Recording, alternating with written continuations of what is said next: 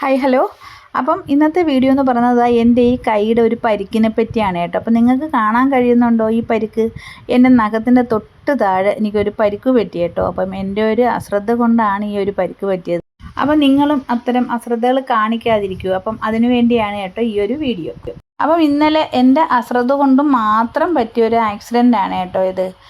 ഇന്നലെ എനിക്ക് ഈ കൈ വെച്ച് ഒന്നും ചെയ്യാൻ പറ്റത്തില്ലായിരുന്നു കേട്ടോ. പക്ഷേ ഇപ്പോൾ കണ്ടോ, ഞാൻ ഒറ്റയ്ക്ക് ഈ മരുന്നെല്ലാം വെച്ച് കെട്ടാനായിട്ട് പോവുകയാണ് കേട്ടോ. അപ്പോൾ ഇന്ന് രാവിലെ എനിക്ക് ജലജയാണ്, ഞങ്ങളുടെ കടയുടെ അപ്പുറത്തെ നെയ്ബറാണ് കേട്ടോ. അപ്പം ജലജയാണ് എനിക്ക് കെട്ടിത്തന്നത്. അപ്പോൾ ഇന്നലെ എനിക്ക് അമ്മയാണ് കെട്ടിത്തന്നത് കേട്ടോ. അപ്പം ആ ഒരു കഥയാണ് കേട്ടോ ഇന്നിപ്പം ഞാൻ പറയാനായിട്ട് പോകുന്നത്. അപ്പം ഞങ്ങളുടെ ചിക്കു കിടക്കുന്നത് ഇങ്ങനത്തെ ഒരു കൂട്ടിനകത്താണ് കേട്ടോ. അപ്പം അതുപോലെ തന്നെ നമ്മളെ ക്യൂട്ടിക്ക് ഞങ്ങളൊരു കൂട് മേടിച്ചിട്ടുണ്ട് കേട്ടോ. പക്ഷെ ക്യൂട്ടിക്ക് ഈ കൂട് ഇഷ്ടമല്ല കേട്ടോ.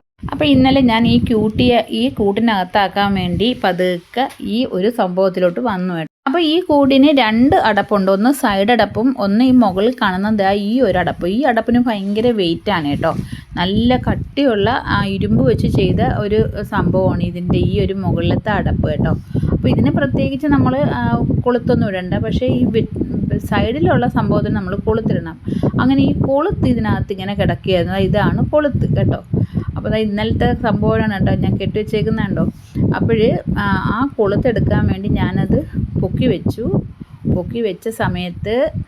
വെച്ചിട്ട് ഈ കൊളുത്ത് താഴെ നിന്ന് എടുത്ത സമയത്ത് ഈ ചാരി വെച്ചിരുന്ന ഈ ഒരു ഇരുമ്പ് കമ്പി ഈ ഇരുമ്പ് വാതിൽ വന്നെൻ്റെ കൈക്കകത്ത് വന്ന് വീണു കേട്ടോ.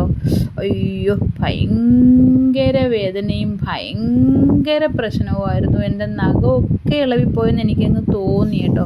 ഞാൻ ഉറച്ച് കരഞ്ഞു കേട്ടോ. അപ്പോഴെടുത്ത ഒരു ഫോട്ടോയാണ് കേട്ടോ. അപ്പോൾ ഇത് ഞാൻ കൊച്ചുങ്ങൾക്ക് സാധനം അയച്ചു കൊടുത്തതാണ്. എൻ്റെ കൈ കണ്ടോ, ഇതുപോലെ ഇരുന്ന കൈയാണ് കണ്ടോ.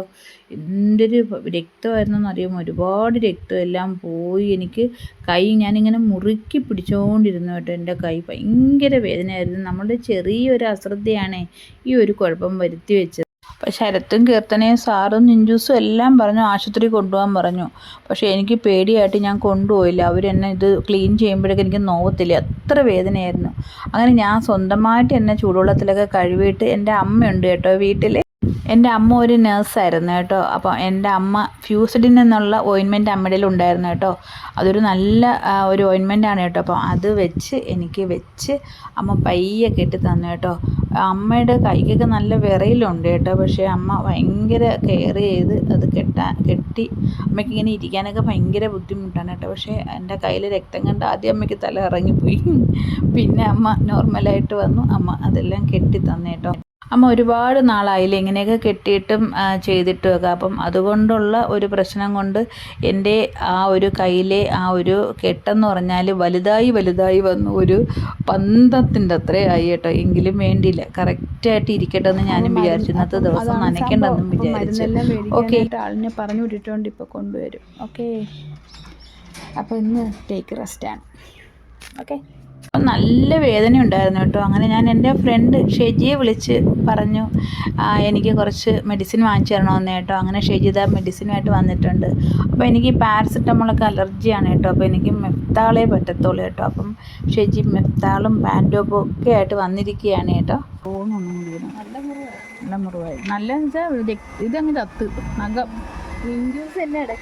വിളിച്ച് ഇതിനായിരിക്കും എന്നെ കിട്ടാതായപ്പോ വിളിച്ചതാ. ആഹാ, കുഴപ്പമില്ല. എന്തോ കരിക്കും ഇന്ന് കരിക്ക് ഷെയ്ക്കാ. ആർക്കും വേണ്ട, കിടക്കുകയാണോ?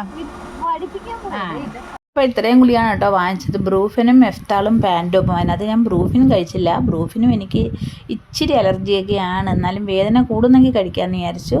അങ്ങനെ മെഫ്താളാണ് കേട്ടോ ഞാൻ കഴിച്ചത്.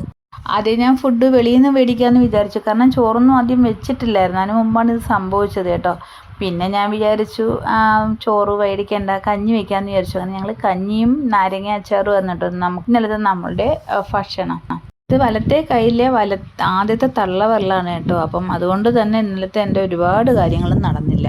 അപ്പോൾ ചെറിയ അശ്രദ്ധകൾക്ക് തന്നെ നമ്മൾ വലിയ വില കൊടുക്കേണ്ടി വരും. ഓക്കെ.